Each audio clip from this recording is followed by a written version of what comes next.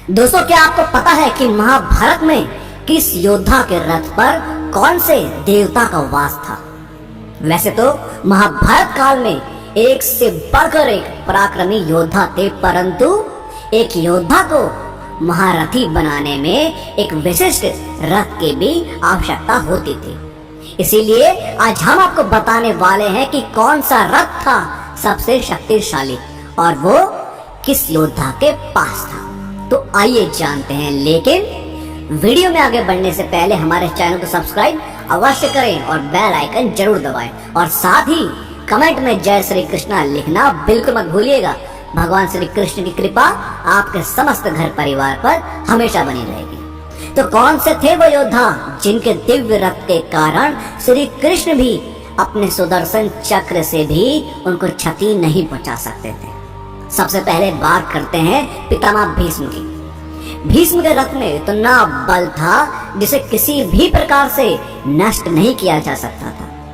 उनके रथ में इतनी शक्ति थी, यदि भीष्म अपने रथ से नीचे उतरकर समर्पण ना करते तो उनकी मृत्यु असंभव थी, क्योंकि उनके रथ में 6 प्रकार के अश्व थे, जिसकी शक्तियों का अंदाजा इसी बात से लगा सकते हैं। जब वो अश्व चलते थे तो धरती कांपने लगती थी। जिन घोड़ों की मात्र एक टक्कर से बड़ा सा बड़ा हाथी भी गिर पड़ता था। भीष्म जी को यह रथ उनके पिता शांतनु जी ने वरदान स्वरूप दिया था, और जब महाभारत का युद्ध चल रहा था तब पितामह भीष्म ने अकेले ही पांडवों की आधी सेना का विध्वंस कर दिया था।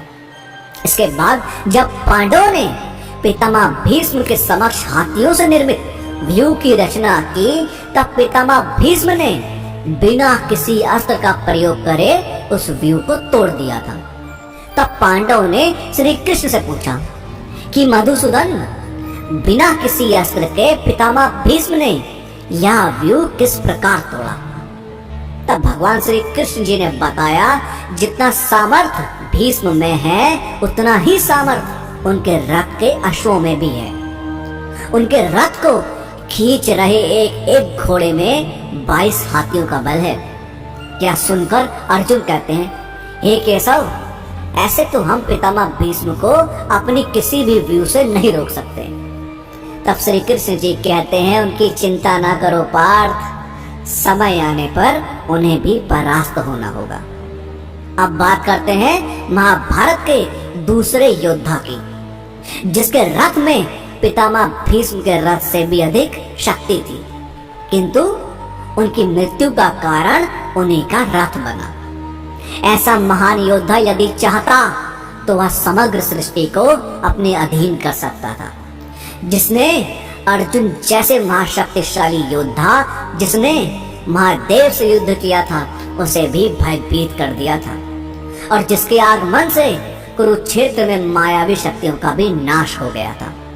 जो बड़े कुल का होते हुए भी नीच कुल का कहा गया। जी हाँ, हम बात कर रहे हैं अत्यंत शक्तिशाली सूर्य के समान तेजस्वी महारथी कर्ण की। महारथी कर्ण को कौन नहीं जानता? उनके धनुर्विद्या की प्रशंसा स्वयं भगवान श्री कृष्ण जी ने भी की थी।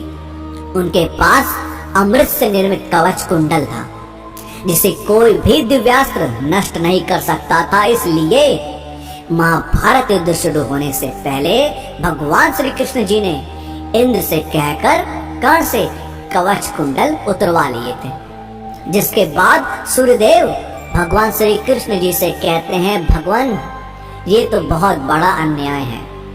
तब श्री कृष्ण जी कहते हैं, हर कर्तव्य के पीछे एक उद्देश्य होता है, परंतु आज आपका कर्तव्य है अपने पुत्र को युद्ध से पहले हर पिता की तरह भेंट दे।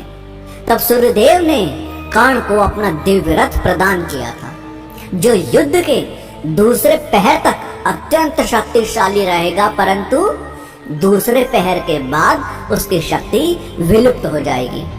इसी कारण कर्ण की मृत्यु दूसरे पहर में हुई थी। अब जानते हैं महाभारत के तीसरे मायावी रथ के बारे में, जिसके आगमन से स्वयं महाबलशाली भीम को भी झुकना पड़ा, जिसने अर्जुन के पिता इंद्र को देवासुर युद्ध में सहायता करी थी। जिसके पास देवों से भी ज्यादा भयानक शक्ति थी और जो इंद्र के घनिष्ठ मित्र थे। फिर क्यों अर्जुन ने उनके प्राण ले लिए? जी हाँ, हम बात कर रहे हैं असम के राजा भगदत्त की, जिसके पास इंद्र के ऐरावत की ही तरह सबसे शक्तिशाली हाथी था। भगदत्त के हाथी का नाम सुप्रतीक था, जिसके आगमन से सभी रथी महारथी भय से कांपने लगते थे। इसी कारण भगदत्त को अर्जुन ने मृत्यु के घाट उतार दिया था।